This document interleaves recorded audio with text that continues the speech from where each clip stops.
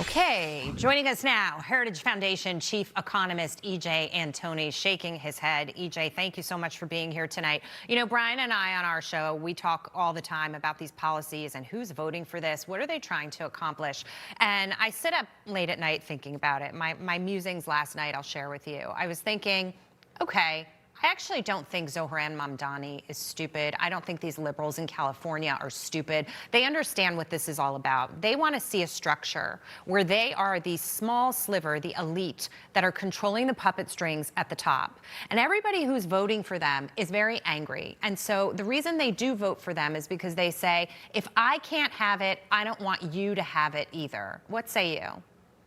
Yeah, Jackie, I think that's a great read here. Look, socialist policies create inequalities. And it's not that inequalities are inherently evil. I mean, people are not all equal to each other in all aspects. You're not even equal to yourself from one day to another. So that's just a fiction, right? But these socialist programs do, in fact, create inequalities of their own, and they're unjust inequalities. And then people respond to that with a kind of populist fervor where they want government to fix the problem. Of course, it's the problem that government itself created in the first place. And so instead of actually getting back to real free market solutions, pro-supply side growth policies, it's essentially the dog returning to its vomit, if you will. It's going back to the very thing that caused the problem in the first place. More taxes, more regulation, more government programs that are going to drive more job creators out of the state. You know, there's something insidious in the logic of you can't earn $1 billion. And we could debate that all day, but it gets you to that question of, well, can you earn $100 million? Or can you earn $5 million? Can you earn $1 million? Can you earn $500,000? I mean, Bernie Sanders, who's a big buddy of AOC, is a multimillionaire. Is it possible to earn millions? And the reason I say it's insidious is because you really actually can't answer that question. All you can do is invoke emotion. And so it's very easy to say, if you make $1 million a year, you didn't really earn that, EJ. And so you need to fork over more of that than you used to.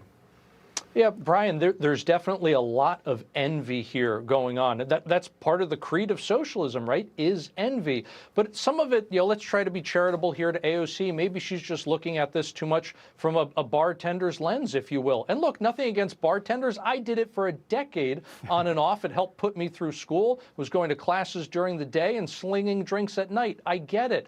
But if you're stuck in that mentality of I can only make maybe $100,000 a year just as an employee earning a wage. Under those kinds of circumstances, sure, you're not an innovator. You're not taking risks and starting a new company. And without taking all those additional risks, you essentially remove the possibility of the reward of the kinds of big paydays that people like Michael Dell have, that Elon Musk have had, right? The people who actually poured blood, sweat, tears, and all kinds of financing into a company, build it from nothing, and actually made it big, they're not the kinds of people that, again, just had a wage job where they were 9 to 5 every day. Again, nothing against that, but that's not how you're going to become a billionaire. And if that's the only way that AOC thinks you can make money, because she's never had a business of her own, she's never created a job, of course she's going to think that way. She basically only knows two things, as far as I can tell,